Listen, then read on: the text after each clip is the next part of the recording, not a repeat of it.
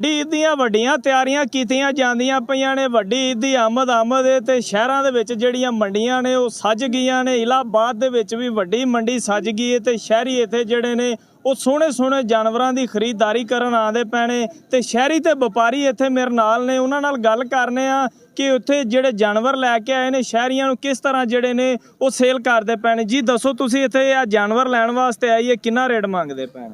ਜੀ ਮੈਂ ਬੱਚਿਆਂ ਨਾਲ ਇੱਥੇ ਜਾਨਵਰ ਲੈਣ ਆਇਆ। ਸਾਨੂੰ ਮਾਸ਼ਾਅੱਲਾ ਬੱਚਾ ਪਸੰਦ ਆਇਆ, ਬੱਚਾ ਦਿਲ ਨੂੰ ਅੱਛਾ ਲੱਗਾ, ਲੇਕਿਨ ਸਾਡਾ ਰੇਟ ਨਹੀਂ ਬਣ ਰਿਹਾ। ਰੇਟ ਇਹ ਮਾਸ਼ਾਅੱਲਾ ਉਸਮਾਨਾਂ ਦੇ ਚੜਾਈ ਬੈਠੇ ਨੇ। ਅਸੀਂ ਕਹਿੰਦੇ ਕੁਝ ਘੱਟ ਕਰ ਲਓ ਤੇ ਮਿਹਰਬਾਨੀ ਕਰੋ ਤਾਂ ਅਸੀਂ ਜਾਈਏ। ਬੱਚੇ ਨਾਲ ਗਰਮੀ 'ਚ ਬਹੁਤ ਖੱਪ ਗਏ ਇੱਥੇ। ਜੀ ਤੁਸੀਂ ਕਿੰਨਾ ਰੇਟ ਮੰਗਦੇ ਪਏ? 230 ਮੰਗਿਆ ਜੀ।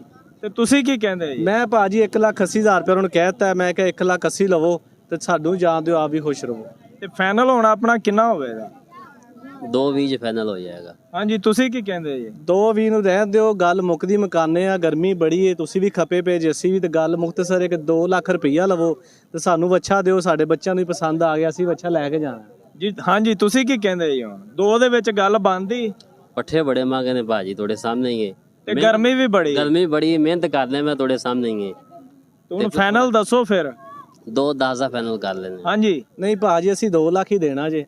ਬਿਸਮਿਲ੍ਲਾ ਪੜਨ ਤੇ ਸਾਨੂੰ ਜਾਣ ਦੇਣ, ਅਸੀਂ ਖੁਸ਼। ਹਾਂਜੀ ਠੀਕ ਹੈ ਭਾਜੀ, ਦੇ ਦੇ। ਜੀ ਤੁਸੀਂ ਇੱਥੇ ਵੇਖਿਆ ਕਿ ਕਿਸ ਤਰ੍ਹਾਂ ਜਿਹੜਾ ਸੌਦਾ ਹੈ ਡਨ ਹੋ ਗਿਆ ਹੈ। ਸ਼ਹਿਰੀ ਤੇ ਵਪਾਰੀ ਜਿਹੜੇ ਨੇ ਉਹ ਖੁਸ਼ ਹੋ ਕੇ ਮਿਲਦੇ ਪੈਣੇ ਤੇ ਜਿਹੜੀ ਸੁਨਤੇ ਇਬਰਾਹਿਮੀ ਹੈ ਉਹਨੂੰ ਅਦਾ ਕਰਨ ਵਾਸਤੇ ਜਿਹੜੇ ਸ਼ਹਿਰੀ ਨੇ ਇੱਥੇ ਆਉਂਦੇ ਪੈਣੇ। ਇੱਧਰ ਤੁਸੀਂ ਵੇਖ ਸਕਦੇ ਹੋ ਜਿਹੜੇ ਬੱਚੇ ਨੇ ਕਿੱਡੀ ਵੱਡੀ ਤਾਦਾਦ ਦੇ ਵਿੱਚ ਮੰਡੀ ਦੇ ਵਿੱਚ ਆਉਂਦੇ ਪੈਣੇ ਤੇ ਇੱਥੇ ਆ ਕੇ ਜਿਹੜੇ ਸੋਹਣੇ ਸੋਹਣੇ ਜਾਨਵਰ ਨੇ ਉਹਨਾਂ ਨੂੰ ਵੇਖਦੇ ਪੈਣੇ। ਸ਼ਹਿਰੀ ਇੱਥੇ ਜਿਹੜੇ ਜਾਨਵਰਾਂ ਦੀ ਖਰੀਦਦਾਰੀ ਕਰਦੇ ਪੈਣੇ ਤਾਂ ਕਿ ਜਿਹੜੀ ਸੁਨਤੇ ਇਬਰਾਹਿਮੀ ਹੈ ਉਹ ਅਦਾ ਕਰ ਸਕੇ।